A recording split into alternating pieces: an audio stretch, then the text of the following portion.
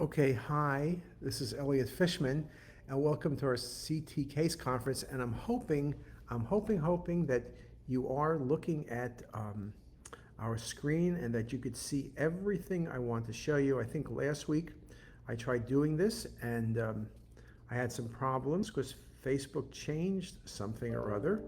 And hopefully this week we're going to be in good shape. So let's get started. So I mentioned to you that I typically will quiz our faculty members. Believe it or not, we actually have faculty who are willing to take cases. We at Hopkins, we have a really great faculty, and I think we don't take ourselves all that seriously. Maybe that's a way of thinking about it, that people are willing to take cases with me quizzing them, and they're not afraid of being wrong, which is a great thing because we're in a teaching institution and we want to be teaching.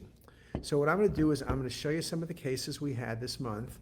I do this every Wednesday, by the way, and maybe we're going to have a raffle. We get about 45 people. We have our faculty who are the ones who are quizzed. We have our residents who are there. We have our fellows, and we even have people who have been at Hopkins like Sheila Sheth and Stephanie Quokia show up. Maybe we'll have a raffle and invite some of you there.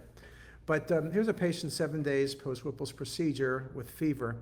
Obviously, what you're thinking about perhaps is the patient has an abscess. That's the most common cause. Also, we worry about things like pseudoaneurysms, GDA stump, for example, splenic artery or hepatic artery. What you notice in the axial images is bowel wall thickening, particularly impressive in the patient's sigmoid colon. Also, descending colon, particularly impressive. There's minimal ascites present.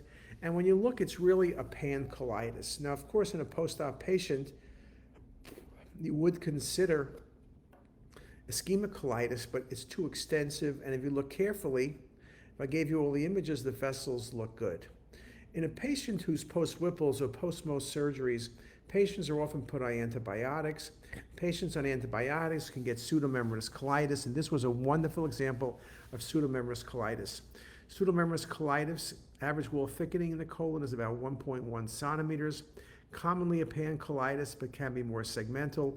The most common colitis to also have a little bit of ascites. Now let me stick with the same theme. Here's abdominal pain in an oncology patient. Now obviously oncology patients, we always worry about tumor recurrence.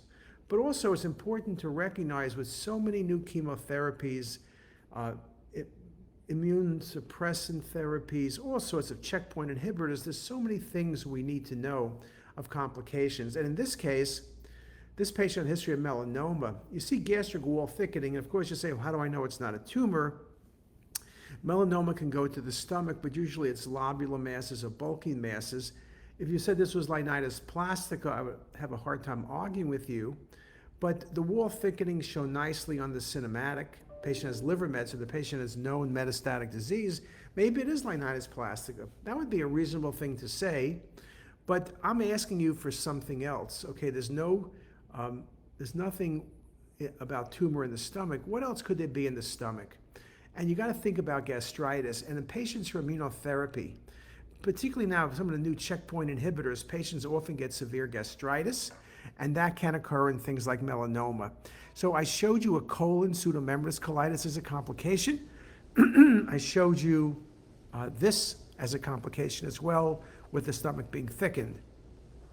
So it's again things to think about. Now, this is another case, an acute abdomen. The patient presents, and the question, of course, you're asking is what's going on? The truth is, well, what is it? You know, is it the stomach? Is it the colon? Is it the small bowel? What is going on? You know, that's the thing. When you look at it, there's no small bowel obstruction, but there's a humongous mass with ulceration. You can see how bulky it is. It displaces the spleen, the kidney. It could be coming off the stomach. Maybe it's a large GIST tumor with ulceration. That's a possibility. Colon, I guess you could think about, but that would be the biggest colon cancer. And if you had a colon cancer that big, you would see obstruction. This is small bowel. I have to admit, when something gets this large, it's hard to tell where it's coming from. This was an HIV patient. This was a large tumor, ulcerating tumor. You could think about GIST, maybe a small bowel GIST, But if I tell you someone's HIV or AIDS, you always think about lymphoma. Lymphoma can ulcerate, it can infiltrate the mesentery. There's bulky nodes here as well. So that kind of pushes me to lymphoma. Here's a few more images. And this was a B-cell lymphoma in an HIV patient. Just a beautiful example. Okay, another case. Right lower quadrant pain, rule out appendicitis.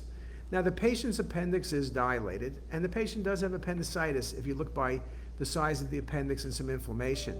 But what you see here very nicely is this really thickened cecum. And then you look a bit further on the coronal views. If I only showed you the cecum, you're going to say this patient has colon cancer. Maybe lymphoma, but I would go with colon cancer or cecal carcinoma. Well, in this case, what happens, the cecal carcinoma is situated and obstructing the appendix. So the presentation wasn't GI bleeding, it was acute appendicitis.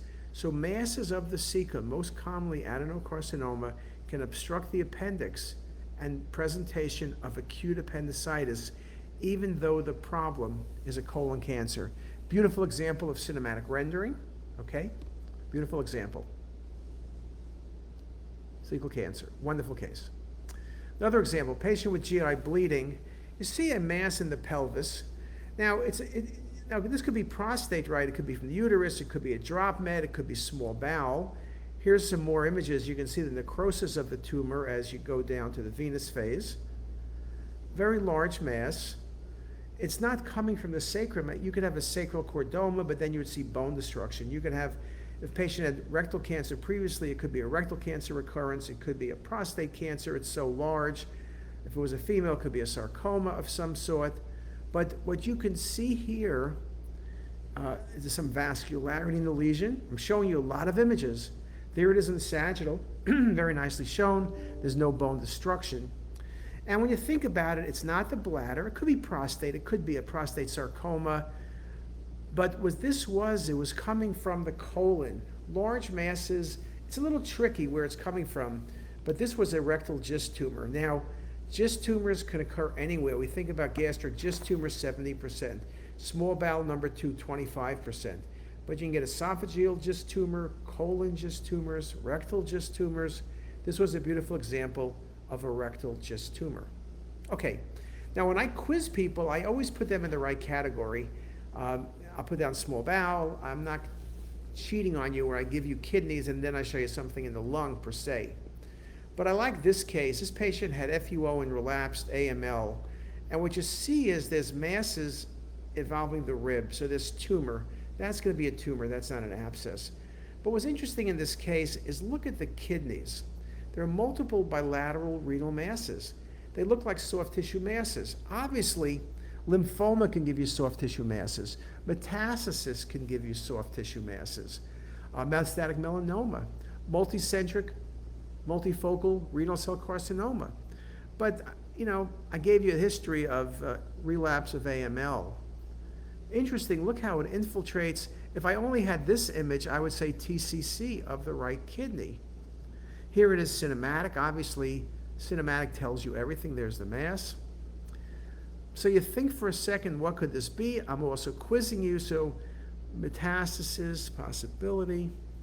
Here it is again, infiltration. So when you have AML with relapse, what could you get? Sheila Sheff, I think, was the person who got this answer right. You can get extramedullary AML, okay, in the kidney, in the bone, and what it's called then is myeloid sarcomas or granulocytic sarcomas or chloromas. Solid extramedullary tumor mass composed of primitive myeloid cells. Just a wonderful, wonderful case. Sheila did a great job on that one. I also showed you this one for an incidental renal mass. This one, of course, is easy. I'm showing here to make the point, when you look hard at this lesion, you see some fat, right? You see fat. Yes, I know theoretically renal cells can have fat, but that's typically when they're large and very aggressive. When you see fat in a lesion on the non-contrast or on the contrast, it's a myelolipoma. And myelolipomas can be all fat, minimal fat. You may only see a little bit of fat, but you need to say myelolipoma. Then the patient will not get surgery. Maybe they'll get a biopsy, or they'll be evaluated further where you can see the fat better. Remember that 25% of small renal tumors that are resected are benign. Some are complex cysts, some are AMLs that are fat poor. Beautiful example, when you look carefully at this case, you see multiple areas of fat. You also see some beating in the patient's right renal artery, so the patient also has fibromuscular dysplasia, okay? Looks good, okay, really good, okay? Very, very nice example. And it was an AML that was fat poor. Now I showed a couple of adrenal cases. Beautiful example of calcification in the adrenal. What is that typically? It could be an old bleed, though usually it's round. You got to think about TB, histoplasmosis, something like that. Prior bleeding, prior granulomatous disease. That's the most common cause of bilateral findings. And that's the answer right there, okay? Very, very simple. Another case I'm showing you, very bright adrenals, right? That's not calcification. So I asked the question, it's a follow-up to the last case. Those were calcified, these are bright. What gives you bright adrenals enhancing to 200 plus? That's when patients are hypotensive. You get contrast going to the adrenals are not large, they maintain their shape. And this is hypotension, just a beautiful example. And you see the patient's SMA occlusion right there. This patient's hypotensive. Sometimes the clinicians know it, sometimes they do not. Beautiful, beautiful example. Now what about this case? I'm showing this is an example of a patient with a brain tumor. The point is here is the patient has really small adrenal glands. There was a question to me, what do small adrenal glands look like? It looks like you drew them with a very fine pencil. Look at that here. So what you have is when patients are on high-dose steroids, which might be for a brain tumor or might be for other things, you can get adrenal hypoplasia. And then the adrenals look like little sticks, okay? The adrenal shape is maintained, but look how they look. Just a beautiful example showing you on the coronals, really nicely shown. And that was adrenal atrophy in a patient who was on high-dose steroids for a brain tumor. Now this is a great case. This is kind of a Ripley, believe it or not. This patient had myelodysplastic syndrome and had abdominal pain. A CT was done. There's a right adrenal lesion. Now you can go through differential adrenals. Could be an adenoma, could be a pheochromocytoma, could be metastasis. All the things you can think about in a patient with malignancy or even an incidental finding in a patient with no known malignancy. The lesion does enhance a little bit with contrast. Could it be an old hematoma? Could it be a ganglioneuroma? Can it be a pheochromocytoma? It's not very vascular. Could it be metastasis? You go through a differential. Could it be tumor? Okay? So I quizzed everyone on this case. It's just really a wonderful, wonderful case. I think I quizzed Satomi Kawamoto, who's really spectacular in getting everything right. But what is this adrenal mass? And I told her that I've never seen a case like this before.